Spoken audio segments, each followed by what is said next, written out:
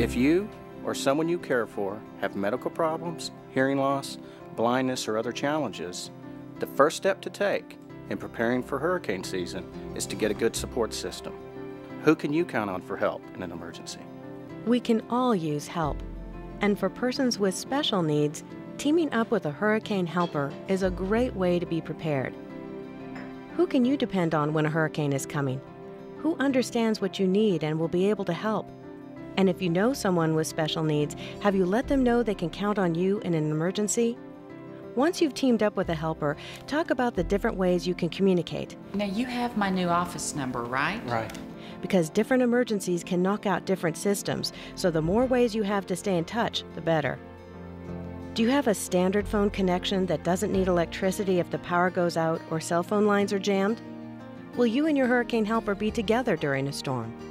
Visit about what you'll need to be safe and to stay informed. If your zip code must be evacuated or it's just not a good idea for you to stay at home, will your hurricane helper be able to get you to a safe place? If not, and you'll need transportation, dial 211 today to register for help. I kept hearing you need to have a plan, but I didn't know where to start. So I began by making a list of things I need every day, like medicines and my walker. Preparing for hurricane season doesn't have to be overwhelming if you take it step by step. For the next 2 days, make a list of all the things you do and use. Then, with your hurricane helper, go over the list to mark things you can't be without. And this is my list.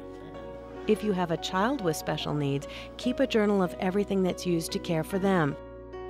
If you have a pet or service animal, what does it need each day?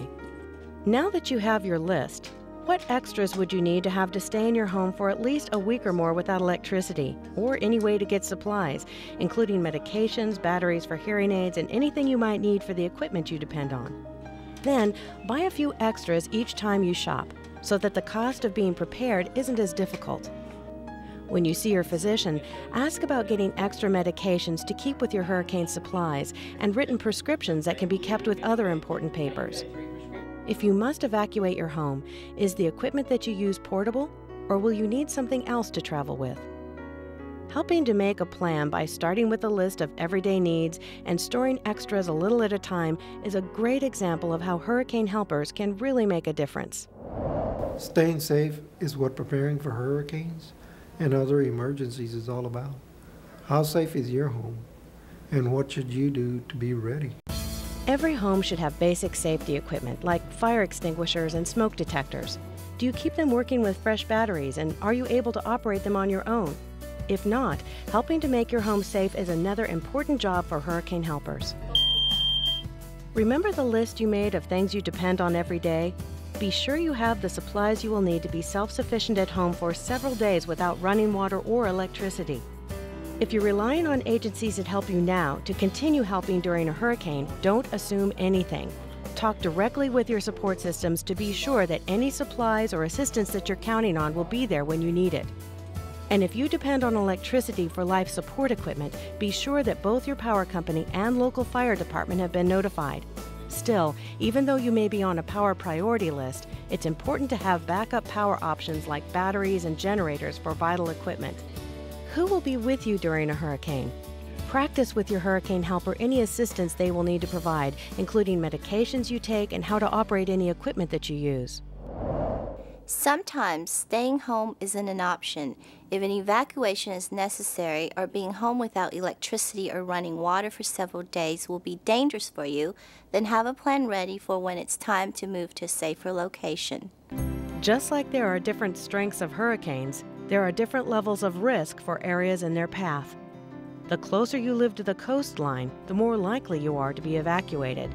But danger can come in many forms, so it's important to stay aware of emergency instructions no matter where you live. Don't wait until the last minute to make a move.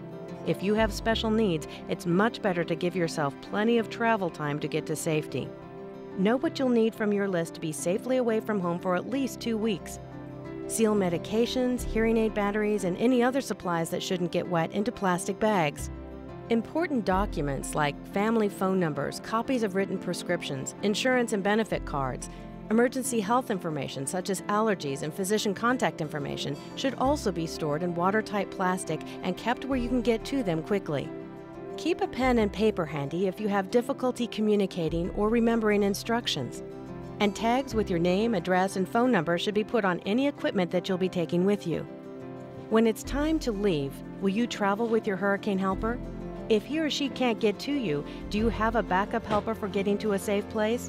If not, and you'll need transportation in an evacuation, dial 211 today to register for help. Most of all, have a support system you can count on now for when you need it. Because we're better Together. Together. Together. Against the weather.